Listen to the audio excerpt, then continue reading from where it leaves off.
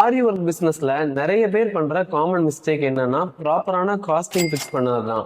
இது எந்த இடத்துல அஃபெக்ட் ஆகும்னா, நீங்க ரெடி பண்ணி கொடுத்த பிளவுஸ் ப்ராஃபிட்டுக்கு ரெடி பண்ணி கொடுத்தீங்களா, இல்ல லாஸ்க்கு ரெடி பண்ணி கொடுத்தீங்களா, இல்ல எதுவுமே இல்ல நெட் ரேட்டுக்கு பண்ணி கொடுத்தீங்களா, இந்த மாதிரி உங்களால ஐடென்டிஃபை பண்ண முடியாதான் காரணம். இது எதனால வரும்னு என்னைக்காவது யோசிச்சிருக்கீங்களா? மெயின் பாயிண்ட், நீங்க வாங்கக்கூடிய மெட்டீரியல்ஸ் எல்லா ஆரி ஒர்க்குமே பீட் ஒர்க்கா மட்டும் வரும்னு சொல்ல முடியாது. சில ஆரி ஒர்க் வந்து பாத்தீங்கன்னா த்ரெட் ஒர்க்ல வரலாம், சிலது சமிக்கி ஒர்க், பேட்ச் ஒர்க், இந்த மாதிரி வெரைட்டி ஆஃப் ஒர்க் வரும். அப்போ என்னென்ன ப்ராடக்ட் நம்ம எவ்வளவு வாங்கணும், இப்போ ஒரு 1 kg வந்து நம்ம பீட்ஸ் வாங்கியிருக்கோம்னா அதுல இந்த பிளவுஸ்க்கு மட்டும் நம்ம எவ்வளவு கன்சியூம் பண்ணியிருக்கோம் அதை ப்ராப்பரா நம்ம வெயிட் போட்டு எடுக்கணும். அப்போ இந்த 1 kg ரேட்டுக்கு வந்து நான் வாங்கியிருக்கேன்னா அதுல இருந்து இந்த பிளவுஸ்க்கு வந்து ஒரு 250 கிராம் பிடிச்சிருக்கு அப்படின்னா அந்த 250 கிராமுக்கு என்ன ப்ரைஸ், இதெல்லாம் நீங்க கரெக்டா கோட் பண்ணணும்.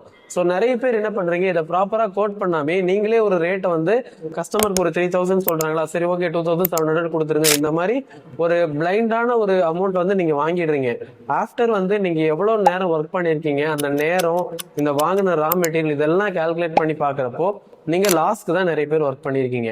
ஸோ இனிமே காஸ்டிங் விஷயத்துலயும் சரி, நீங்க ஒர்க் பண்ற ஹவர்லயும் ரொம்பவே கரெக்டா இதை நீங்க பண்ணீங்கன்னா மட்டும்தான் இந்த ஆரி ஒர்க் பிசினஸை சக்சஸ்ஃபுல்லா ரன் பண்ண முடியும். ஸோ இதுல இண்டிவிஜுவலா பாதிக்கப்படுறது யாருன்னா, அதிகமா வீட்லயே வச்சு ஆரி ஒர்க் பண்றீங்கல்ல, அவங்க தான் இதுல ரொம்பவே பாதிக்கப்படுறீங்க.